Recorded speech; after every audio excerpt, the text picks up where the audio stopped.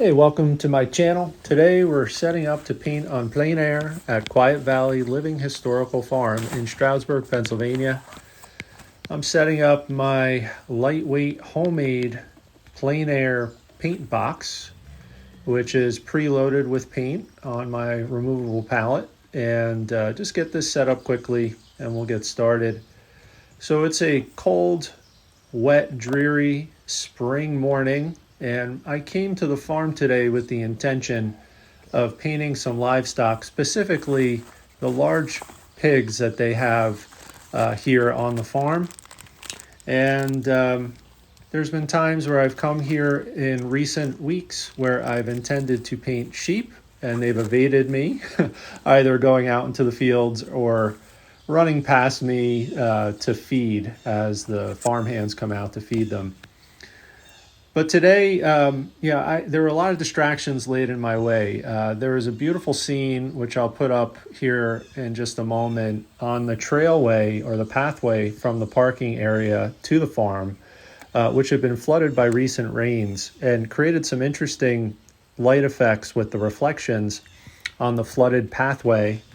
And in addition to that, I came with the intention of painting the pigs, but unbeknownst to me, we have sheep, or at least a few sheep here, who are resting within a little manger or barn shelter of some sort prior to a busy weekend where they call the spring frolic, where it's a little bit of a celebration here on the farm, and they welcome the public in to engage in all kinds of farm activities and observe farm activities. And the sheep here that I'm going to paint today is resting before that frolic and before a good shearing. So as you'll see here in a moment, I'll put this up on screen as well. The sheep has a full coat and it should be fun to paint. So we're almost set up. I have a little bit of paint that fell off of my palette onto the lid of my paint box, and I'm just going to clean that up a little bit, and we'll clip my board that has a sheet of 6x8 oil primed linen affixed to it with painter's tape. And I have linseed oil, and you can't see it right now, but this is a leftover palette that I'm using from a prior painting just from a couple days ago at this point. And it'll include colors such as titanium white. We also have transparent oxide. We also have plant green. We have a few other colors on there as well, like cadmium red, cadmium yellow, Naples yellow, cadmium orange. We have burnt umber.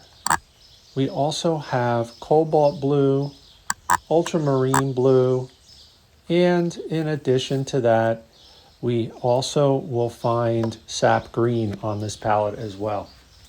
So I'm going to adjust the view here so you can see a little bit more closely what's going to be going on. And I'm going to go ahead and start by brushing in a nice wash of that transparent red oxide after I put a few little guidelines in, kind of marking out what my general composition is going to be.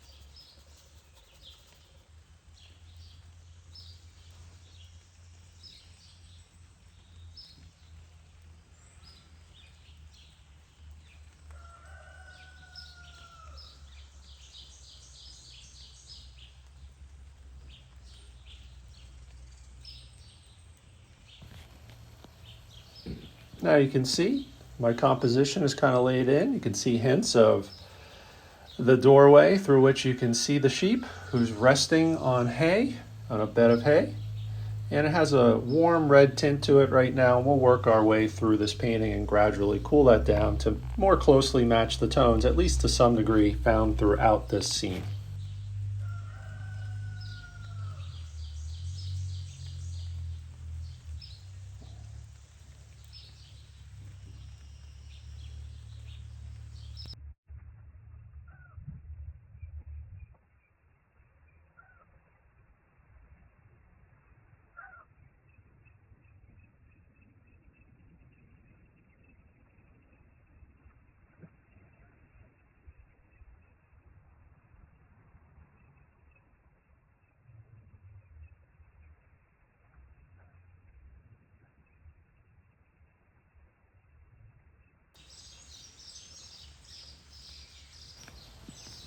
Now that I have most of the major shapes blocked in, I'm trying to fill the canvas with color. And what I've done here, thankfully I remembered to do it this time around. Sometimes I forget.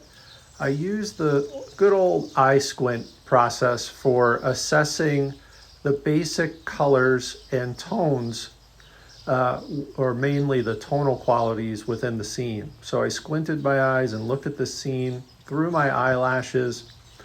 And what I observed is that the actual tone of the sheep was very similar to the tone that we saw in the wooden boards that make up the outer part of the shelter, and very similar to the hay, the bed of hay that it lays within. And in addition to that, I noticed that there was a strong golden yellow hue within the actual sheep itself. The coat on the sheep itself, we tend to think of it as white, and there certainly are areas that are reflecting whiteness, and the highlights themselves may be a little white, but most of the coat itself is going to be a bunch of different colors. And in this case, the dominant colors were gray and kind of a golden yellow. So I'm blocking in with a mixture of cadmium yellow rather, and Naples yellow, with a couple of touches of burnt umber, and in some cases, just to bring some variance in, some ultramarine blue. And I'm blocking in that undercoat for this sheep. I will lay colors on top of this to help build some texture and depth for all of the anatomical parts that make up the sheep that are within view, like its head and its ears and its snout and mouth. Also, some of the highlights that show through within its coat as well, that generally tend a little bit more towards the lighter end of the value scale, almost pure white in some instances, but that's kind of rare. It's mostly going to be gray and this kind of golden yellow that are going to be the dominant colors there. So from here on out, I will just work to modulate the major values, the lights and darks. I'll try and build depth by modulating between cool colors that have blue, for example, and warm colors that have red, to build some depth. And it'll be quite a bit of work, even though this is a small format, just being 6 inches by 8 inches. It's going to take some time. And that's despite the small size and my efforts with this composition to simplify the scene by essentially enlarging and zooming in on just a few elements here, the opening to the doorway and this sheep laying on a bed of hay. But we'll get it done, probably within about an hour.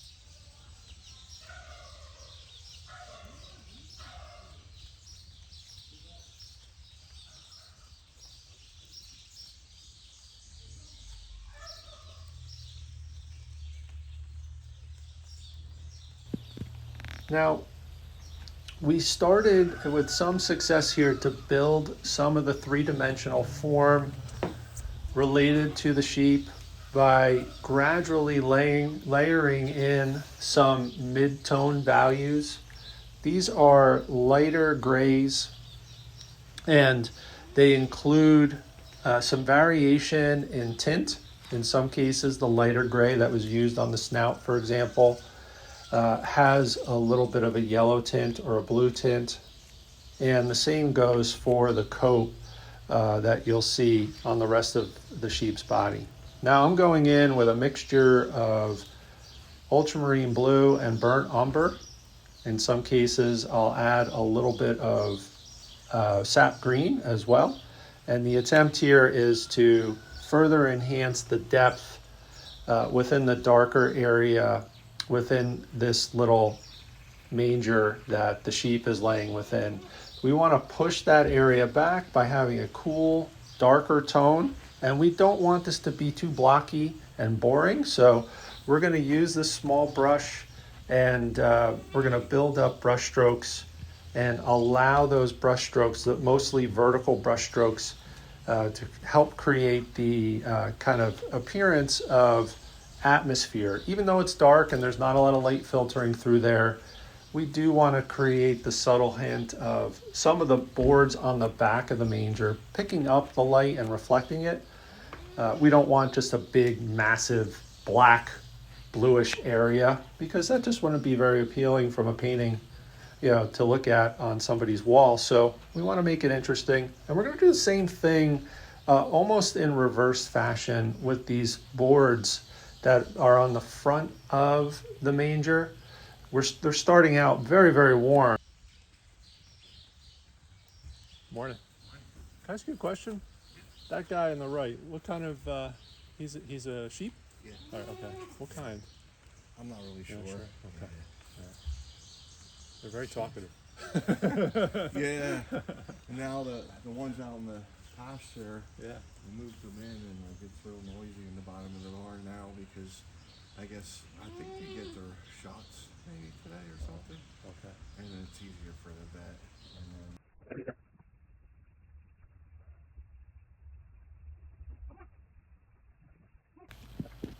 So while we're starting with this warm wash of transparent red oxide on the shapes that are indicating the front boards that make up this manger, we're going to gradually cool it down and layer on top of it some cooler neutral colors to kind of dial back the intensity a little bit. And all along the way, we're going to try and suggest as best we can with our brush strokes the actual grains of wood that are, or the grain within the wood that's showing through. And we'll try and be loose and painterly with that, not worrying about rendering detailed kind of indications. Good reminder that I learned recently was to kind of say to yourself, we're not illustrating, we're suggesting. And that's what we're doing with this style of painting.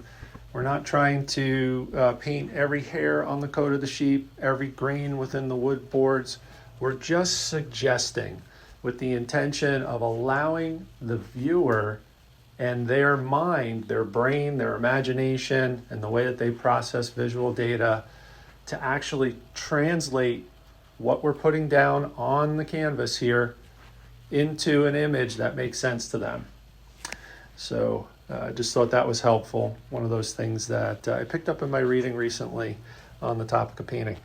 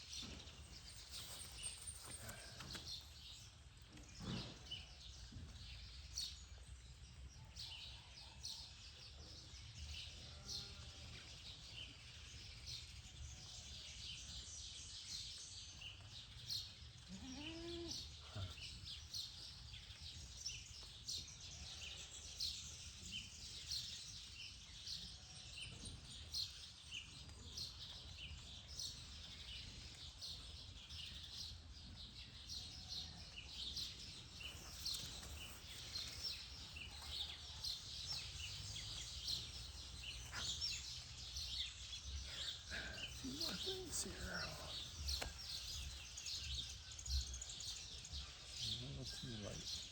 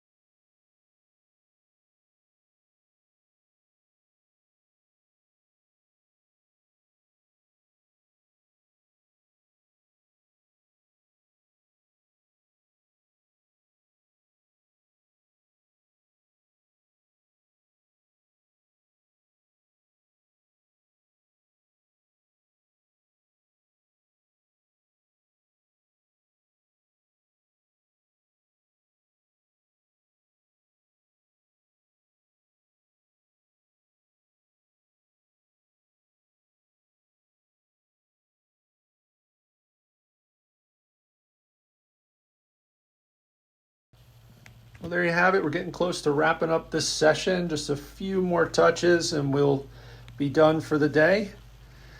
I may put some marks on here selectively once we get it in studio if I feel like I need to tune it up a little bit. But this painting will be available at the show, which will wrap up the Plein Air days here on Quiet Valley Living Historical Farm later on in July here of 2025.